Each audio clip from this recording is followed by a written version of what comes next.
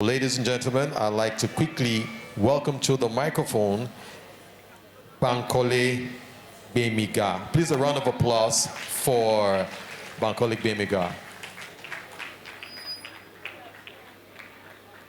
Senior Education Officer, Lagos State Government. Please a round of applause for government. Government people. My name is Bankole Gbemiga, and like he rightly said, I work with the Lagos State Government. I'm actually a classroom teacher. I teach biology, and I've done that all my life. So if you are a teacher here, you are awesome. We are the change agents, we are the change takers, we are the change carriers, we are everything that you can imagine. So please put your hands together for yourselves. I teach in a very peculiar part of Lagos. I teach in Agege. Yes, I knew I was going to get that. I teach in Agege. And I have most times an average of about 100 kids in my classroom at a time. So you can imagine trying to hold the attention of 100 kids who most times are not even interested in biology.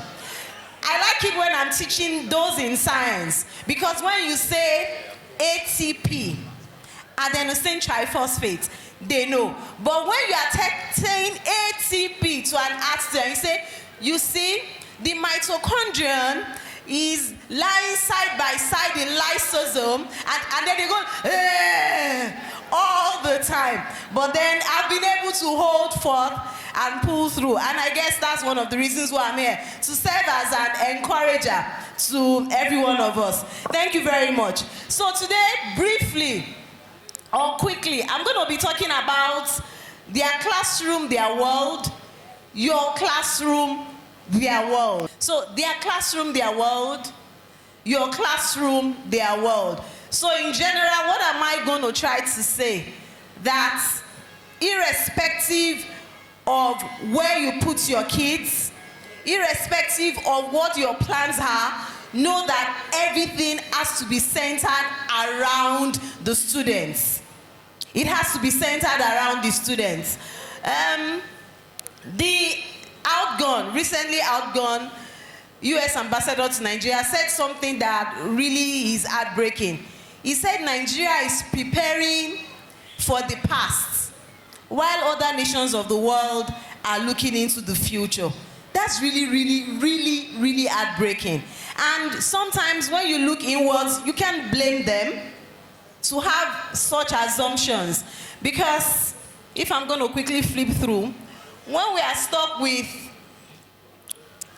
certain teaching methodologies that don't make our children compete effectively with people in Asia and in Europe, such assumptions are actually true about us. So if I ask everyone here to tell me who a typical teacher is, you have a lot to say.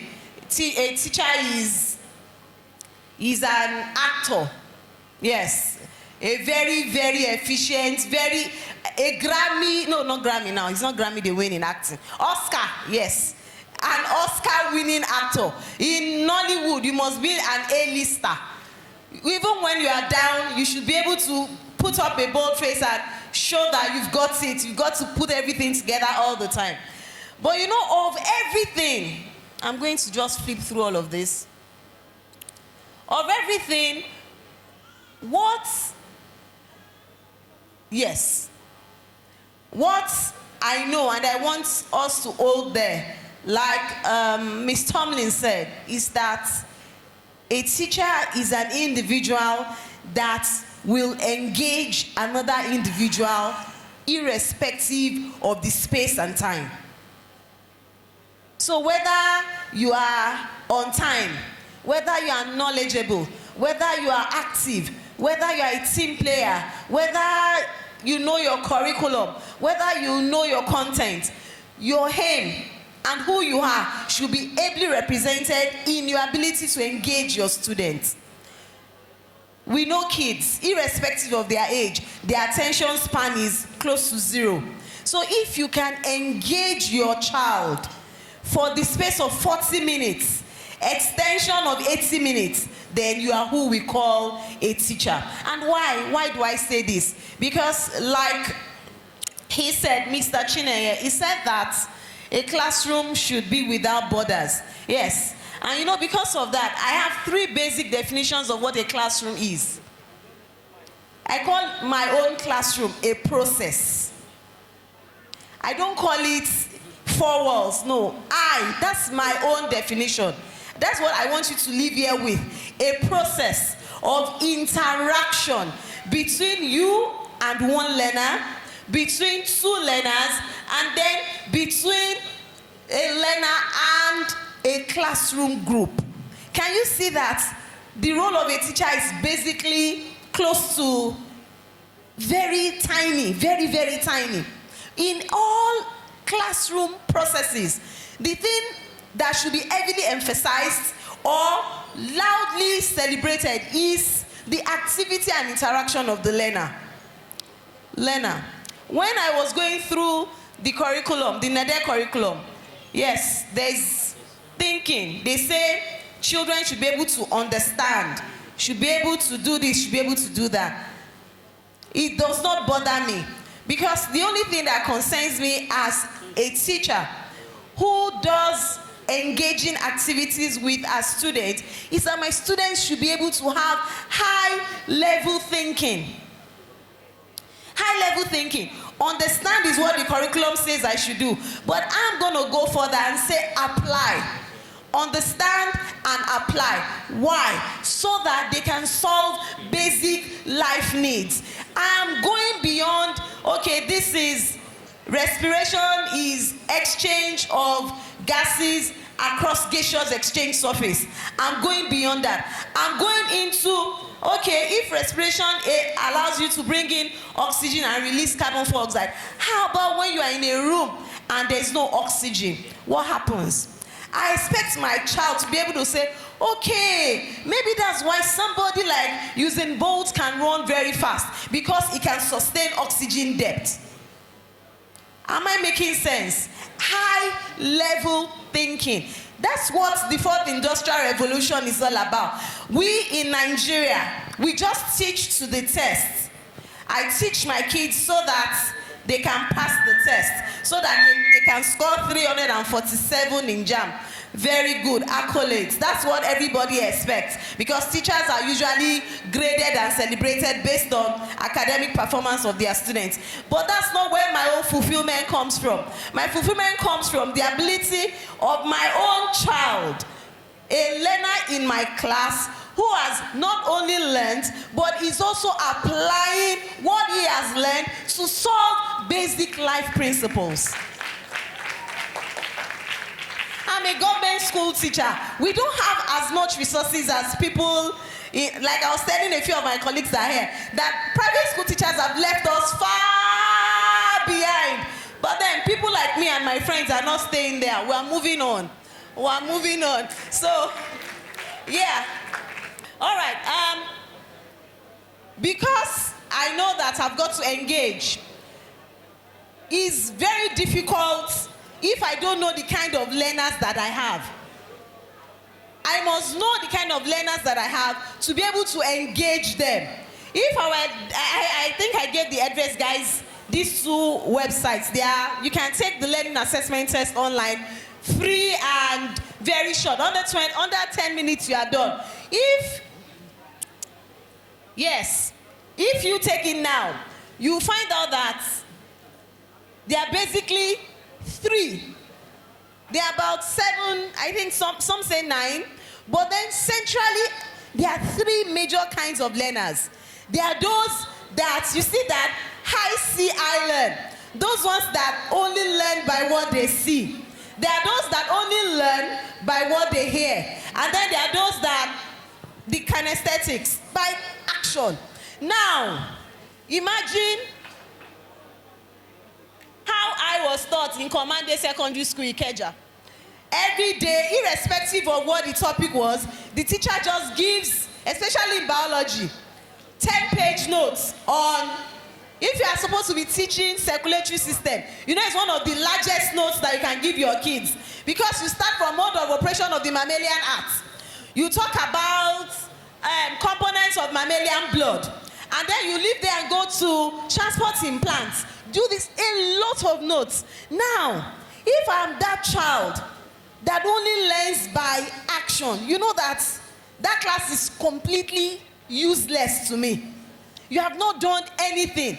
If I'm that child that only learns by what she sees, I've just come to spend 80 minutes doing nothing.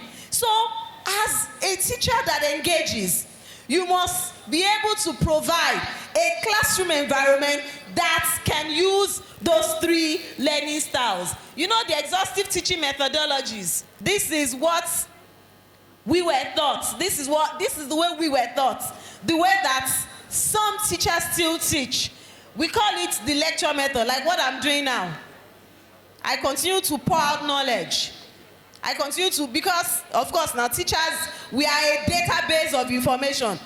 We know everything. We read modern biology. I name any text, any biology text now. At least I can even recommend some very good ones to you as I'm standing. We are a database of knowledge. And so we come to class and then we continue to teach and teach. Sometimes, if you are so unfortunate and you are teaching kids that are in the commercial, the humanities and the arts, oh my God, you are going to be miserable. Because you will teach to the best of your knowledge and you ask the simplest of questions. Can you define digestion? And the child will be looking at you as if he was not in the class. You will be like, okay, let me go it over. You know, the state government is saying we should not teach only in English now, and we should teach in Yoruba.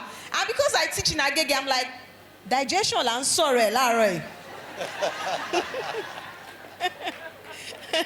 Digestion ni anything tó bá fi sẹ́nu, kò bá jẹ omi o, kò bá jẹ, it will go like you, and then you be like. So turn back, maybe put a sketch on the board and you come and, just because you want to do a quick formative assessment, and you're like, yes, Tijani, let's see digestion. I'm like, first, because he knows he's the only Tijani and you're pointing in his direction. Do you know he will still go like this? He will still go like this. And you're like, he doesn't know. You know that this methodology is very, very exhausting. It's tiring. I don't like it. I have produced students that are colleges of medicine now. One of my students is in 500 level medicine, last to come. He's doing very well. In fact, he's representing the college in quiz competitions very well. Yes. So, and I've used that method. But ask me, am I proud of myself? No. Because I don't think that this boy will be called upon tomorrow in the medical field that he invented anything. Because I have not told him, I have not taught him that he can do that. I've only told him, read and pass your tests. And that's what this method does. His lecture is tiring. The other one is the project method. We like it a lot because we want to complete our CA. Go and build, all of you, we have JET presentation. Go and build mammalian system for circulatory system or nephron for me. And then the kids will bring one pako, it's just bad. All right, finally, I'm leaving. Don't worry, I'm leaving. Oh, you have just, okay. See all I have to skip through because you cut my time. All right, but we know basically that for this industrial revolution, we should emphasize critical thinking. Critical thinking. My kids have to think the way every other person in the world thinks. Do you know that, funny enough, just last week, I was teaching microorganisms in action. No, STIs. And before then, I decided I was going to flip the classroom. So I listed some questions, gave them beforehand, and the following day when I came back, oh my God. One of the questions was, no, not describe now. suggests ways by which we can reduce the risk of contracting STI. You know, because that sentence alone is unusual. What my kids are familiar with is mention, I liked, and that's what WAEC 2 says. Have you seen WAEC questions? Mention, I like, list. But because I said suggest, you know, the curriculum is prescriptive. I no longer want to prescribe things. I want my kids to be able to suggest. So because I said suggest ways, oh wow, my God, when I said okay, you, mommy, that's what they always say, or Mrs. Like, none, not one child had an understanding of what I wanted him to do. See how terrible it is. See how terrible it is. All right, so we should emphasize that because in the 21st century we need the following skills. So what are the best teaching methodologies now?